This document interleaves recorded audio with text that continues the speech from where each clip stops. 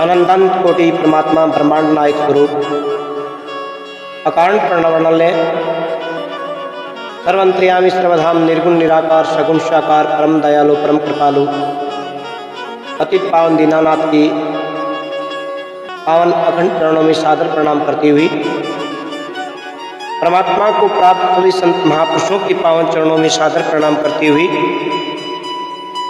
गंगा गीता गोमती गौ माता के पावन चरणों में सादर प्रणाम करती हुई भागवत स्वरूप भगवान के पावन चरणों में सादर प्रणाम करती हुई मंच पर विराजमान संत ब्रह्मबिंद कविबिंद का अभिवादन करती हुई पावन पवित्र कथा तीर्थ में उपस्थित कथा प्रेमी सत्संग प्रेमी माताओं बहनों भाइयों का यथामति यथा समय सभी का हृदय से अभिवादन करते हुए हम भागवत कथा के विषय में कुछ कहने का दुस्साहस कर रहे हैं। हमारी ऐसी योग्यता तो ना ही सामर्थ्य सामग्री है, फिर भी संतों की गुरुदेव की माता पिता की कृपा से आशीर्वाद से जो कुछ भी हमें मिला हमने पाया वह सब आपकी सेवा में निवेदन करते हैं। निवेदन करते हुए हम यही कहेंगे कि भगवान नारायण ने आज हम सब पर बहुत बड़ी कृपा की है। प्रिय महानुभावों, सबसे पहली कृपा यह की है कि हमें मनुष्य शरीर दिया। कृपा करके मनुष्य देह हमें परमात्मा ने दी, तो हमें ये विचार करना चाहिए कि इस संसार में हम आए तो क्या लेकर के आए थे और जाएंगे तो क्या लेकर के जाएंगे। जब हमारा जन्म होता है तन पर एक कपड़ा कोपीन तक नहीं होता। प्रिय महानुभावों, यहाँ संसार में हमारा लालन पालन होता है। बड़े होकर संसार की वस्तुओं से मोह, क्योंकि उसे सब वस्तु मिलती है वो संसार से मिलती हैं, परंतु जब मरता है तो सब यहीं पर रह जाता है। प्रिय महानुभाव, कुछ भी साथ नहीं जाता भैया, साथ वही जाता है जो अपना होता है। जो यहाँ हमें मिला वह सेवादान करने के उपार्जन और अपने परिवार का उपार्जन करने के लिए मिला है, अपना अधिकार जमाने के लिए नहीं मिला है। भगवान ने शरीर धन दिया, इसे गोमाता व मानव सेवा दान में लगा देना चाहिए, भोग नहीं भोगना चाहिए। मानव योनि भोग योनि नहीं है। मानव शरीर साधन धाम मोक्ष का द्वार बताते हैं। मानव शरीर पाकर अगर सेवा व नामदान नहीं किया तो बड़ा पश्चाताप होगा। कल्याण करने के लिए संतों ने सत्संग का विधान कहा है। संत सत्संग हमें क्या सिखाती है, ये श्रीमद् भागवत हमें क्या सिखाती है। श्रीमद् भागवत हमें सावधान करती है। प्रिय बंधु, सावधानी तो साधना है। मौका हाथ में आया है, निकल न जाए। सच्ची बात को स्वीकार करना ही तो सत्संग है। परमात्मा नारायण के संबंध को स्वीकार करना ही भक्ति है। प्रिय महानुभावों, अगर मैं मेरे को चक्कर में जो संबंध नहीं है, मैं मेरे का जो चक्कर है वो संबंध नहीं है, ये तो व्यवहार का संबंध है। कौन अपना शरीर भी अपना नहीं है, यहाँ छूट जाएगा। ये सब कुछ यही मिला है, यही छूट जाएगा। इसलिए परमात्मा गोविंद ने हमें मौका दिया तो उनसे नाता जोड़ना चाहिए। उनका ही संबंध सच्चा वह पक्का है, वही साथ जाएगा, साथ रहेगा, वही साथ था, उसी का संबंध सच्चा है। संत तो कहते हैं छोड़कर संसार जब तू जाएगा कोई ना साथी तेरा साथ निभाएगा। इस पेट भरण के खातिर तूने पाप कमाए किस निस्दिन, और शमशान में लकड़ी रखकर तेरी आग लगेगी, एक दिन राख हो जाएगा। क्यों कहता मेरा मेरा ये दुनिया रैन बसेरा, यहाँ कोई नहीं रह पाता, चंद दिनों का डेरा हंस उड़ जाएगा। सत्संग की ये गंगा तो इसमें लगा ले गोते, वरना इस दुनिया से जाएगा एक दिन रोते, फिर पछताएगा कोई ना साथी तेरा साथ निभाएगा। अब संत चरण में निश्चिंत तो प्रीत लगा ले बंदे, कट जाएंगे सब तेरे जन्म मरण के फंदे, पार हो जाएगा कोई ना साथी तेरा साथ निभाएगा, तो क्या छोड़ के संसार जब तू जाएगा। इसलिए प्रिय श्रोताओं, अच्छी कमाई कर लो, अच्छी कमाई। ये जो भागवत की कथा, अच्छी भागवत रूपी सत्संग की कमाई कर लो, कमाई यही काम आएगी और सब यहीं से मिला, यहीं पर छूट जाएगा। हम खुद से भी कहते हैं, 8 पैर में से 1 घंटा भगवान का भजन सेवा दान करें, वही साथ जाएगी, काम आएगी, असली वही है। तुलसीदास बाबा ने मानस में कहते हैं, तुलसी वो नर चतुर है जो राम नाम लवली, सब जग निर्धन है धनवान कौन है, जिनके पास नाम की पूंजी है। इस कलिकाल में राम कथा, गो कथा, भागवत कथा का सत्संग ही कल्याण करता है। परमात्मा का नाम कथा सुनो खूब प्रेम से, यही काम आएगा। तो कल भागवत की कथा में आपने सुना था, कपिल भगवान के अवतार की कथा, माता देवहूति को ज्ञान का उपदेश किया। वाराह भगवान की अवतार की कथा, कपिल जी की माता देवहूति योग ध्यान का अभ्यास किया। ध्यान करते करते माता देवहूति परमात्मा के चरणों में लीन हो गई, उनका कल्याण हो गया। ऐसी ये ज्ञान की कथा ज्ञान देकर के भगवान कपिल ईशान कोण में चले जाते हैं। फिर मैत्रेय जी कहते हैं, हे विदुर जी, मनु और शत्रुपा के यहाँ गर्भ से 2 बेटा और 3 कन्या होती हैं। प्रियव्रत उत्तानपाद व देवहूति प्रसूति आकृति और कहे प्रसूति का विवाह दक्ष प्रजापति के साथ हुआ। देवहूति का कदमजी से उनकी यहाँ 9 कन्या नवदा भक्ति जन्मी। उनमें से एक का नाम था प्रिय बंधु अनसुईया। वह बहुत बड़ी पतिव्रता थी। उनके पति अत्रि, उन दोनों का यश तीनों लोकों में फैला हुआ था। एक बार तो मैया सती व्रत के प्रभाव से परीक्षा करने त्रिदेवों को आए हुए थे। द्वार पे 6-6 महीने के बालक बना दिए। धन्य भारत देश, जिस देश की नारियों ने जग में सबसे ऊंचा स्थान पाया है। आगे दक्ष प्रजापति को शंकर के गण नंदी का श्राप कि आपके बकरे का मुख हो जाएगा। सती के देह योगाग्नि से जलना, गणों द्वारा यज्ञ का विध्वंस करना। नारद जी द्वारा शंकर भगवान को पता चला, सती नहीं रही। भगवान भोलेनाथ क्रोध में आकर के जटा उखाड़ी, धरती पर दे मारी। वीरभद्र नाम का एक गण प्रकट हुए, दक्ष को मारा। शंकर द्वारा दक्ष का यज्ञ पूर्ण करना, बकरे का सिर लगाना। यज्ञ करे कहे दक्ष शिव शिव शिव, परंतु बकरे का मुख से निकलता मंत्र है बैं बैं बैं बैं। तो महाराज भगवान कहे शंकर कि अगर कोई बम बम कह करके ही मुझ पर जल चढ़ाए तो मैं प्रसन्न हो जाऊंगा। छोटी सी आयु में ध्रुव जी भगवान को प्राप्त किए, लेकिन राज की कामना ने परमात्मा से दूर कर दिया और कहे ध्रुव को ध्रुव लोक 36,000 वर्ष राज प्रदान करके परमात्मा अंतर्ध्यान हो जाते हैं। उत्तम का मारा जाना, यक्षों के साथ ध्रुव का युद्ध, मनु जी ने युद्ध बंद करवाया। कुबेर को वरदान, ध्रुव को विष्णु लोक प्राप्त होता है, जो देवताओं को भी दुर्लभ है। प्रिय बंधुओं, ध्रुवई वंश से नरपहु तेरे, गुण निधि अरु धर्म मध्य घनेरे। भगवान के प्रिय भक्त ध्रुव जी थे, उनके वंश में बड़े बड़े राजा हुए। नर्प विख्यात अंग उन माही, बहे रहा जिन केऊ सुत नाही।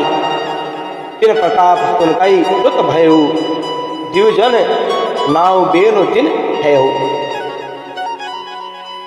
के बड़े बड़े राजा हुए, उनमें एक राजा हुई अंग। अंग के पुत्र का नाम था पेबंदो बैन। बैन बैन बड़ा दुष्ट था। कहे पिता तो राजा, बेटा बड़ा दुष्ट, प्रजा को दुख देने वाला होता है। और कहीं महाराज बच्चों को उठा करके कुएं में डाल देता है। नरक बालकन करी सरी जाई, नहवन मिस उन्हें देत बुढ़ाई। किसी को झोपड़ी जला देता है, चोरी और डाका डालता है। प्रजा ने राजा से शिकायत करी, कहा महाराज आपका बेटा हमें बड़ा दुख देता है। पुत्र की शिकायत सुनी तो राजा को नींद नहीं आती है, रात को करवटी बदलता है।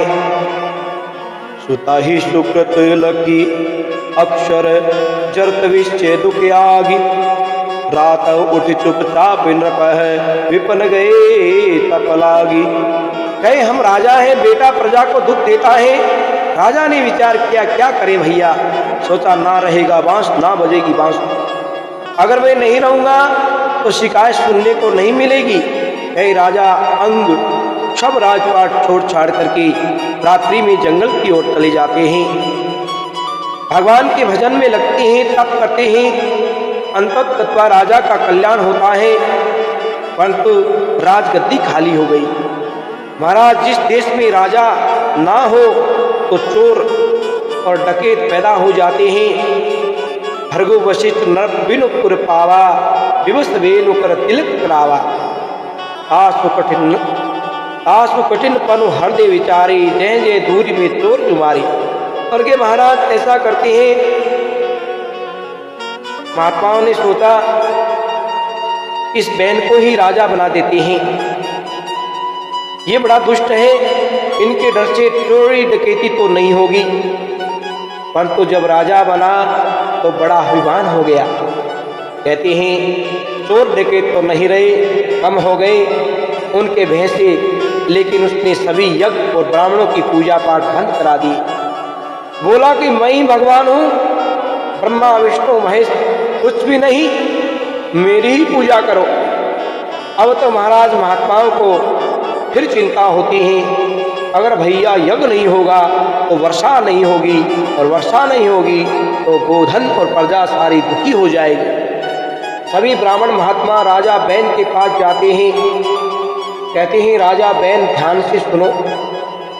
संत कहते हैं अगर मनुष्य मन वाणी से धर्म का पालन करते हैं तो उत्तम लोक की प्राप्ति होती है। अगर निष्काम भाव से सेवा करे, धर्म पालन, गो प्रजा रक्षा करे तो मुक्ति की प्राप्ति होती है। राजन सुनो, तुम्हारे राज में प्रजा पूजा पाठ नहीं होगी तो ब्राह्मण बड़े दुखी हो जाएंगे, बड़े बड़े यज्ञ नहीं करेंगे तो देवता प्रसन्न कैसे होंगे। पूजा पाठ होगी, ब्राह्मण बड़ा बड़ा यज्ञ करेंगे तो देवता प्रसन्न होंगे, तो वर्षा होगी, अन्न होगा, गो व प्रजा सुखी होगी। इसलिए हमारी बात मानो, पूजा यज्ञ होने दो, प्रजा सुखी हो जाएगी तो उस राजा की कीर्ति लोक और इहलोक परलोक दोनों में हो।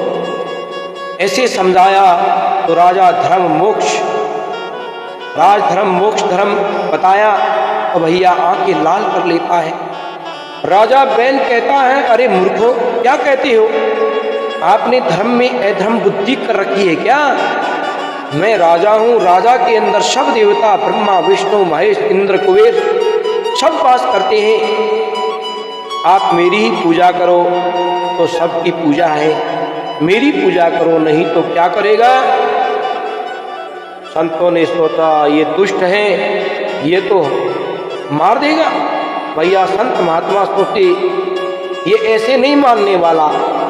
तब उन शाप भयंकर देत दीन तेजाते जारी, मरते ते पुनि होतवे तप मत सुर सुटकारी। महात्माओं को आया क्रोध भैया, और कहीं पूजा यज्ञ बंद करा देगा। क्रोध में आकर के एक हुंकार भर देते हैं, राजा गद्दी से नीचे गिर जाता है। एक हुंकार से गिरा और मर गया, प्राण निकल गए। अब ब्राह्मण महात्मा देखे क्या करें, भैया मर गया, अब क्या करें, अब किसे राजा बनाए। संत महात्माओं ने क्या किया, उसकी जंघाओं का मंथन किया। भृगु वशिष्ठ आदित्य सविधि रहो तपो बल जाय, मंत्र पढ़त पुनि जंग तिन्ह मंत्र लागत अधिनाई। कई की तरह मंथन करने लगे। तब निषाद पति करी मुनिताही, पटवा सादर कानन माही। तब भुजते ती अरु नर एका, हुए सुलक्षण धरे अनेका। उभ्य रमा हरि करे अवतारा, त्रिप्रमा जिने राज पसारा। जंगाओं को मथा तो उसमें से एक काला बोना पुरुष प्रकट हुआ। उसे कहा निषिद्ध निषिद्ध, यानी बैठ जा बैठ जा। महानुभाव प्रिय भक्तों कहे उसी कहा निषिद्ध, और निषिद्ध से ही निषाद राजा बने, एक जाति बनी, एक कर्म बना। और कहे फिर उसी को भुजाओं को मथा तो एक पुरुष एक स्त्री प्रकट हुए, वह लक्ष्मी नारायण माता लक्ष्मी नारायण के अवतार माता अर्ची और पृथु महाराज प्रकट हुए।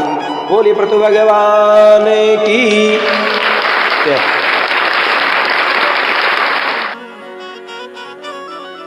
पृथु जी को राजगद्दी पर बैठाते ही सारी प्रजा ने आकर के शिकायत करी कि महाराज आपकी ये पृथ्वी हमें अन्न नहीं देती, हमें बड़ा दुख है, हम दुखी हैं, भूखे मर रहे हैं। तो राजा पृथु को क्रोध आ जाता है। कहते हैं देवताओं के यज्ञ में भाग लेती हूँ, अन्न नहीं देती, हाथ में धनुष बाण लेकर के पृथ्वी के पीछे दौड़े। पृथ्वी गाय का रूप बना करके चारों दिशाओं में भागती हैं। किसी ने भी रक्षा नहीं की तो पृथु जी के चरणों में गिर जाती हैं। बोली महाराज आप तो हमारे रक्षक हैं, आप मारने क्यों दौड़े हैं? धर्म तो कहता है किसी भी स्त्री पर पुरुष को हाथ नहीं उठाना चाहिए। आप तो क्षत्रिय वीर योद्धा हो, आप एक स्त्री को धनुष बाण लेकर के मारने दौड़ रहे हो, आपको ये शोभा नहीं देता। प्रिय श्रोताओं, हम आपको एक बात बताते हैं, ऐसा समझो पूछते हैं कि जिस घर में स्त्री को मारते पीटते हैं वह स्त्री रोती है, हे महाराज उस घर की शांति चली जाती है। प्रियमान, उस घर में अमंगल अशांति आती है, लक्ष्मी चली जाती है। आपसे प्रार्थना है महानुभाव स्त्री को मारो मत, मारो मत। अगर कोई गलती हो जाए तो कोई सजा दे दो, हो कि आपको पूरे दिन गाय की सेवा करनी है, गौशाला में रहना है या राम राम करना है, राम का नाम काम आएगा, दोनों काम आएंगे भैया। ऐसी सजा दो, साथ में उनका कल्याण हो जाएगा, साथ में सजा हो जाएगी, भजन हो जाएगा, गौ सेवा हो जाएगी, फिर वह कभी गलती नहीं करेगी। मारना अच्छी बात नहीं है। आप तो भले लोगों नहीं करते हो कि मेरा तो एक सिद्धांत है, चिंतन किया है, कह दिया, बात आई तो। महाभारत का प्रमाण है, भीष्म पितामह क्या किए देखो, शिखंडी के ऊपर बाण नहीं चलाया, बाणों की सैया पर सो गए, क्योंकि जानते थे कि वह पूरे जन्म में शिखंडी स्त्री था, वह अब भी स्त्री मानते थे। वीर योद्धा कभी स्त्री पर हाथ नहीं उठाते। गो धरती माता कहे क्या बात है राजन, आप बाण उठाकर मारने दौड़ रहे हो। राजा कहे आप हमारी प्रजा को अन्न नहीं देती। गो माता कहे राजन जब जब धर्म की हानि, पाप पड़े, दुराचार दम पड़ जाता है तो मैं अन्न को छिपा लेती हूँ। हे राजन, मैं आपके सामने गाय के रूप में खड़ी हूँ, आप धर्मात्मा राजा हो, आप धर्मात्मा हो, कोई भीम मोही नर ना था, गो युग दूहे मोही नर ना था। राजा आप मेरा दोहन करो, सारे धन्य प्रकट हो जाएंगे। ऐसा जब कहा तो कहते हैं काम्य मनु को बछड़ा बना करके और पृथ्वी गो माता को तो लेते हैं, दोहन करते हैं, सारे धान्य प्रकट हो जाते हैं। पृथ्वी गो मैया ने हाँ मैं अच्छी समतल नहीं हूँ, ऊंची नीची हूँ, मेरे को आप समतल में लेके आओ। शक्ति से हल चलाया गया, समतल किया, बीज बोया और बारिश होती है, चारों ओर हरियाली छा जाती है। प्रिय महानुभाव, बड़ा आनंद हो गया। पृथु महाराज ने 99 यज्ञ किए हैं और आज 100वां यज्ञ करने जा रहे हैं।